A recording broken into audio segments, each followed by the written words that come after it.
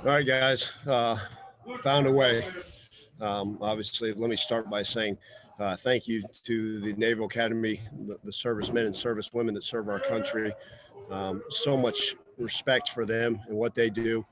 We know that the cadets, many of them that were played on the field today, will be heading off to serve our country here soon. So we're grateful for them. We appreciate them, and we're honored to be able to share the field.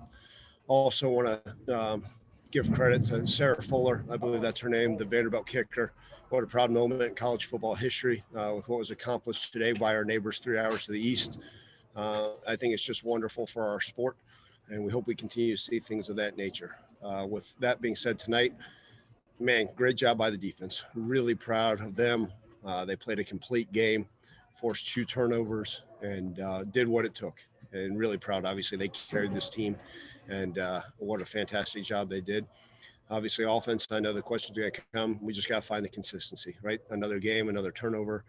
We're not being able to sustain drives or put together drives and penalties, but we're going to continue to dig, find a way, and glad we were able to sneak out of here with a win. Obviously, as you guys know, hadn't been able to do that in our history of our program, so another streak broken, and we know we got a great opponent in Tulane next Saturday. Ryan, first question. Hey, Coach, you touched on that defense. In the second half, you only, gave up 118 yards. They did a great job, held them to 0-5 on third down. If you could just expand on that defense and, the difference between the first half and the second half for them. Yeah, I think you go and put on, what I did towards the end of this week is I watched a lot of the TV copies and full of Navy's games. And to me, it was important because you get a feel for the ebbs and flows. Obviously, I've been fortunate to be a part of some of these Navy games, and we know what kind of games they are. And it takes a while for a defense to settle down to say, okay, this is really what it's like. Obviously, they had 2 different quarterbacks they played and tried some different things. They were able to get some runs, but at the end of the day, the defense did what it took. Brian, for us, I think it was just, okay, this is what we expected. This is how we got to play. This is how we got to do it. And you watch a lot of those games and just watching the TV copies, a lot of the opponents had the same deal. And I knew that we had to be able to sustain it and figure out a way to continue to stop it. But obviously credit to them for coming out in the second half and putting on a show. Steven. Ryan, congrats on the victory. Thank you, Steven. How satisfying, we kind of talked earlier this week, and you guys put a lot of resources in trying to make sure you guys were ready for this offense. How satisfying was it for you to just see the defense, almost every level, seeing that everybody there was a standout defensive line, linebacker, secondary? How satisfying was it tonight for you? Yeah, really proud, right? It took 11 players on the field every time, our defense. And then, Steve, if I were to guess, I'd say we played 25 guys on defense. I mean, we rotated you guys saw linebackers y'all hadn't seen out on the field, safeties, corners. We probably played 25 guys on our defense, which means that they were paying attention. And that what we told them, they had to do their job and they had to do it over and over and over. It's almost a monotonous deal, right? Playing against a triple option. You just got to be fundamentally sound, down in and down out, and trust it.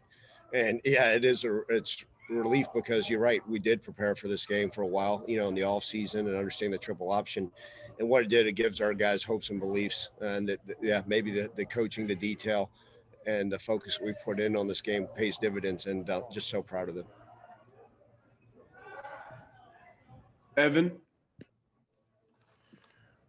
Ryan, this kind of was almost like an old school throwback kind of game for you guys.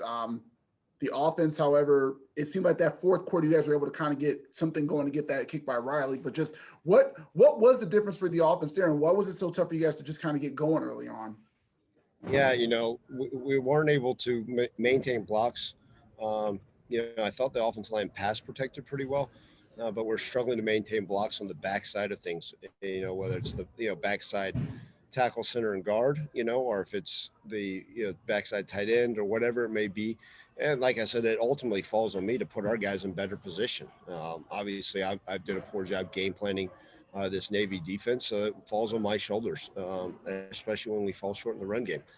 And it's, Evan, I'm going to continue, guys, to tell you, I'm going to continue to search for answers. It's shame on me for not having it and being able to put our guys in the right position. But we have to execute as an offense.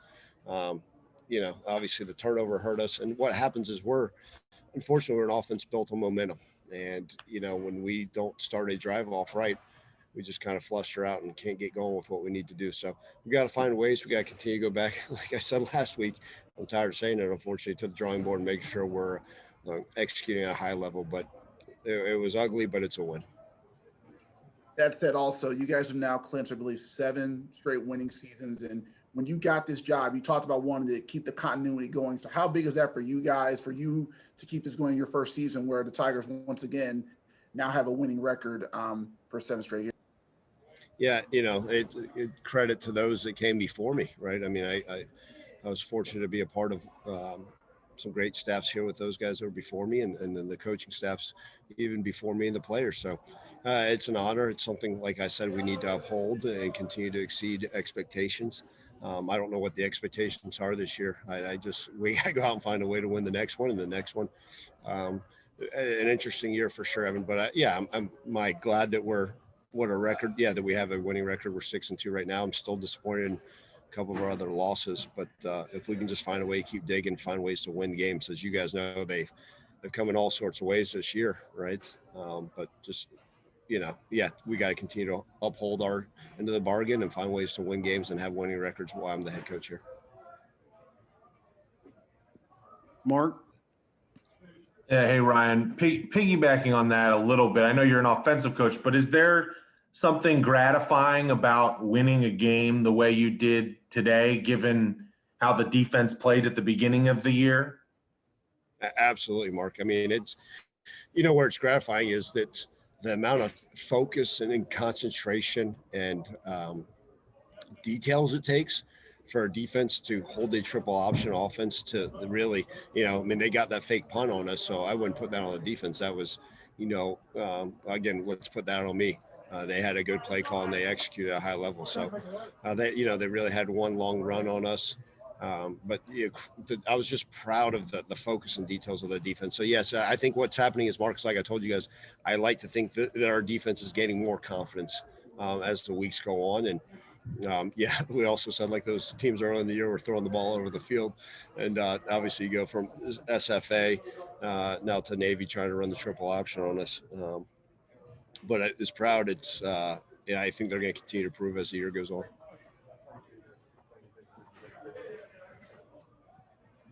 Terry? Hey, Coach, do you think the defense has turned the corner for the better? And what do you think you need to do to get the running game back on track?